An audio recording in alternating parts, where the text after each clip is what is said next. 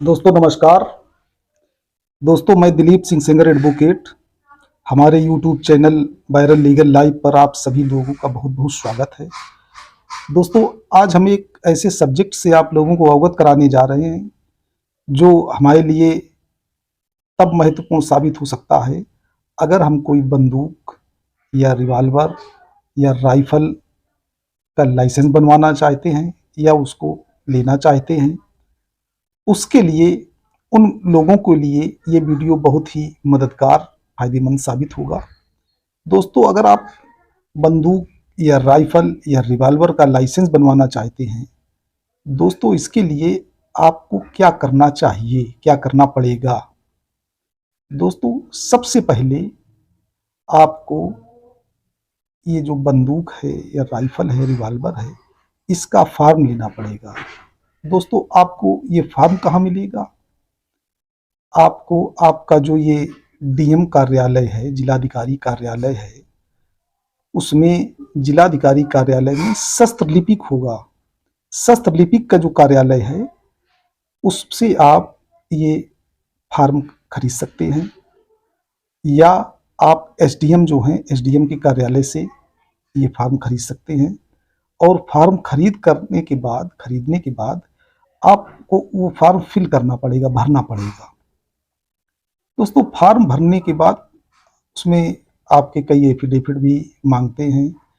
आपका काफ़ी उसमें रिक्वायरमेंट होती हैं, वो पूरी करनी होती हैं।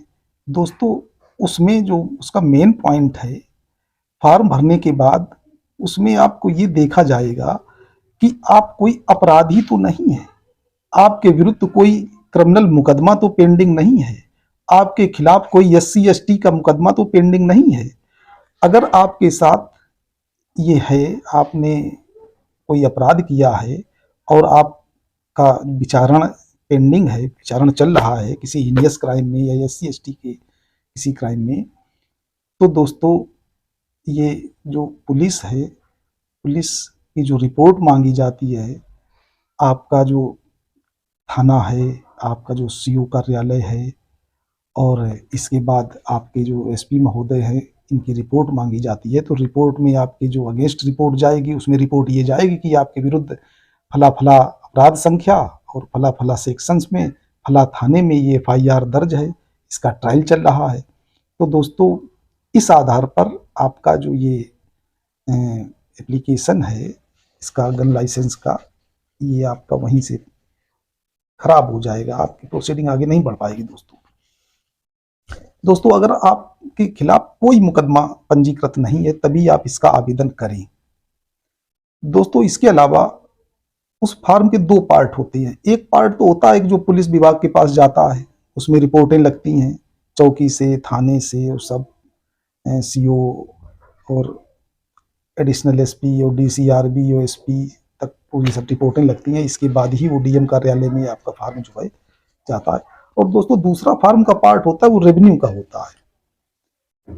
उसमें आपके जो अमीन हैं, अमीन रिपोर्ट देते हैं, तहसीलदार रिपोर्ट देते हैं कि इनके खिलाफ या किसी भी कोई प्रकार की आरसी नहीं है, ये कर्जदार नहीं है, किसी बैंक का इनके पास कोई लोन नहीं है और इनके नो ड्यूज कुछ बैंकों के मांगे जाते हैं कि आपका कोई कोई डिफाल्टर तो नहीं है। दोस्तों ऐसे व्यक्तियों का लाइसेंस नहीं बनता है जो कर्जदार हैं और जिन्होंने काफ़ी कर्जा ले रखा है, दिवालिया हैं। दोस्तों इसके अलावा आपकी जो सामाजिक स्थिति है, आपकी आर्थिक स्थिति है और आपकी जो शैक्षिक स्थिति है, उस पर भी डिपेंड करता है। दोस्तों पता चला कि आप अंगूठा लगाते हैं या बहुत ही कम पढ़े लिखे हुए हैं और आप चाहते हैं हमको रिवॉल्वर का लाइसेंस जो है वो स्वीकृत हो जाए, तो दोस्तों ऐसा बहुत ही रेयर केसेस में होता होगा या पहले होता रहा होगा। दोस्तों अब इस समय जो वर्तमान में व्यवस्था है वो ऐसा नहीं है। उसमें आपकी तीनों स्थितियां जो हैं आपकी देखी जाती हैं कि आपकी सामाजिक स्थिति क्या है, आप कोई अपराधी तो नहीं है, आपको अगर असला दे दिया गया तो आप इससे डकैती तो नहीं डालेंगे, आप राजनी तो नहीं करेंगे।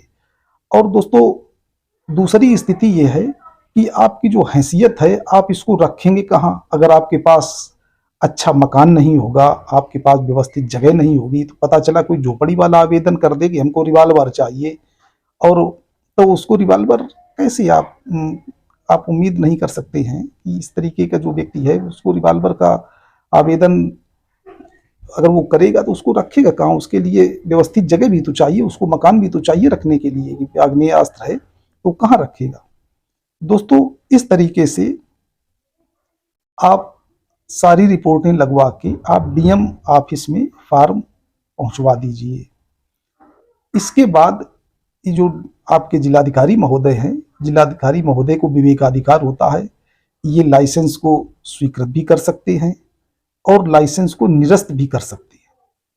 दोस्तों मान लीजिए अगर आपका लाइसेंस जो है जिलाधिकारी महोदय ने निरस्त कर दिया है, आपका जो आवेदन है वो निरस्त कर दिया है कि आपको लाइसेंस जो है इश्यू नहीं किया जाएगा, और दोस्तों आप उस पात्रता श्रेणी में आते हैं, आपके खिलाफ कोई मुकदमा भी नहीं है, आप कोई कर्जदार भी नहीं है, और आपकी सामाजिक आर्थिक स्थिति भी ठीक है, आप जहां वो अस्त्र है जहां रहेगा उसको रखने की आपके पास पर्याप्त व्यवस्था है, तो दोस्तों ऐसी स्थिति में अगर यहाँ से हमारा आवेदन जिलाधिकारी महोदय के यहाँ से खारिज होता है तो आप अपने राज्य के जो उच्च न्यायालय है, आप उच्च न्यायालय में रिट दाखिल करके आप डायरेक्शन करा सकते हैं कि इन व्यक्ति को, ये जो हैं जिन्होंने आवेदन किया था, जिनका आवेदन निरस्त कर दिया गया है, तो जिलाधिकारी को निर्देशित किया जाता है कि इनका लाइसेंस स्वीकृत करें। ये हनेबल हाई कोर्ट को पावर है। दोस्तों हमारी तो राय यही है कि यदि आपका जिलाधिकारी के यहाँ से आवेदन निरस्त किया जाता है तो आप हनेबल हाई कोर्ट अवश्य जाएं और वहाँ से डायरेक्शन जिलाधिकारी महोदय को हनेबल हाई कोर्ट देंगे और आपका जो लाइसेंस है वो स्वीकृत किया जाएगा। और स्वीकृत होने के बाद आप उसको, जब लाइसेंस आपका बन जाएगा, डायरी मिल जाएगी, तो आप किसी भी दुकान से या सीधे आप ऑर्डिनेंस फैक्ट्री से आप उसको क्रय कर सकते हैं, चाहे वो राइफल हो, चाहे वो रिवाल्वर हो, चाहे वो बंदूक हो। और क्रय करने के बाद आप उसके स्वामी हो सकते हैं, आप उसका कोई दुरुपयोग ना करें। और इन्हीं सारे सजेशंस के साथ दोस्तों नमस्कार। दोस्तों एक चीज़ और हम कहना चाहेंगे कि अगर हमारे वीडियो आप लोगों को अच्छे लगते हैं, आपको हमारी दी हुई जानकारी अच्छी लगती है, तो दोस्तों हमारी दी हुई जानकारी को आप अधिक से अधिक लोगों के पास शेयर करें, आप कमेंट्स करें, और दोस्तों इन्हीं सारे सजेशंस का